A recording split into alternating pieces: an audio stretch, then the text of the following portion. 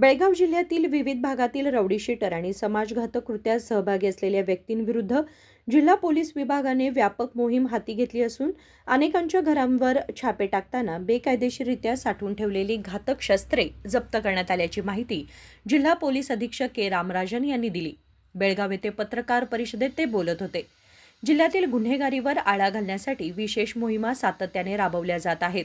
नागरिकांमध्ये भीतीचे वातावरण निर्माण करणे, दादागिरी करणे, बेकायदेशीर कृत्यात सहभागी होणे तसेच कायदा व सुव्यवस्थेला बाधा आणणाऱ्यांविरुद्ध कोणतीही तडजोड न करता कठोर कारवाई करण्यात येत असल्याचे त्यांनी सांगितले.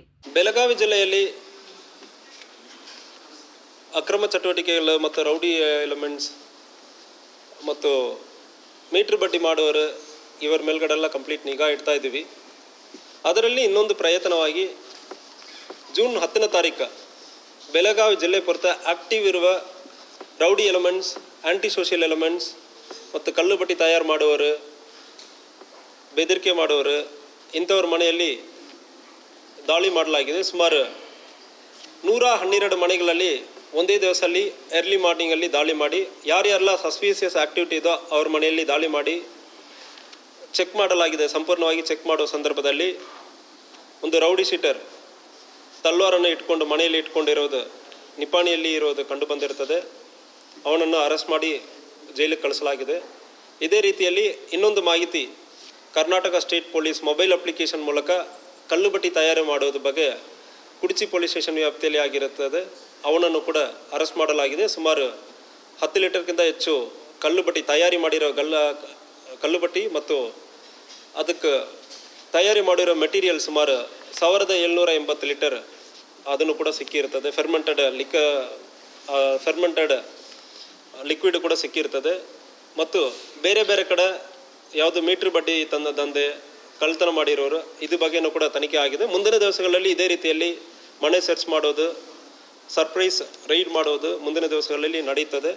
ಯಾವುದೇ ಸಾರ್ವಜನಿಕರಿಗೆ ಇತ್ತೀಚೆಗೆ ಇವತ್ತು ಕೂಡ ಎಮ್ಕಂಡ್ಮಾಡಿ ಪೊಲೀಸ್ ಸ್ಟೇಷನ್ ವ್ಯಾಪ್ತಿಯಲ್ಲಿ ಕಳ್ಳುಬಟ್ಟಿ ಮಾರಾಟ ಮಾಡಿರೋದ್ರ ಬಗ್ಗೆ ಒಂದು ಮಾಹಿತಿ ಬಂತು. ಅದನ್ನು ಚೆಕ್ ಮಾಡಿರೋ ಸಂದರ್ಭದಲ್ಲಿ ಅದು ನಿಜ ಇರೋದು ಕಂಡು ಬಂದಿದೆ. ಕಳ್ಳುಬಟ್ಟಿ ಕೂಡ ಸೀಸ್ ಮಾಡಲಾಗಿದೆ.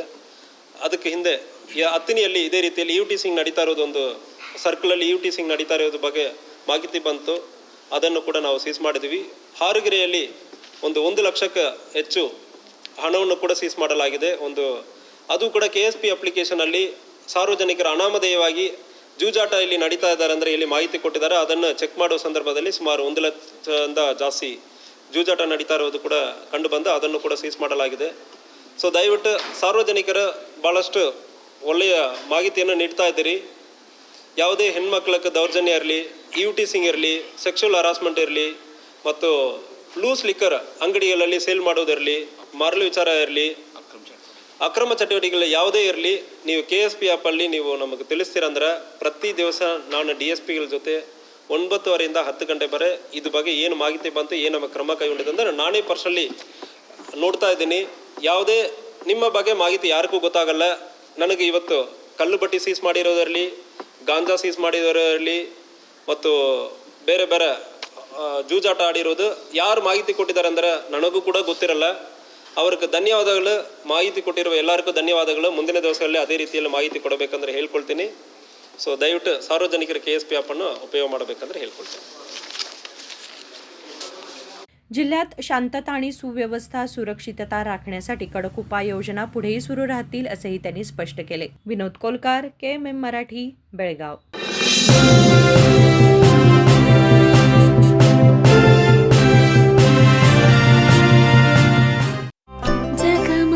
ಜಗಮಗ ಹೊಳೆಯುವ ಕಣ್ಣುಗಳು, ಹೃದಯದಿ ಹರುಷದ ಅಲೆಗಳು. ಬಂದಿದೆ ಶುಭಗಳಿಗೆ, ಪ್ರೀತಿಯ ಗಳಿಗೆ, ರೇಷ್ಮೆಯಲ್ಲಿ ಸುತ್ತಿದ ಸ್ವರ್ಣಗಳಿಗೆ. BS Channabasappa and Sons, The Textile Mall, Tilakvadi, Belagavi.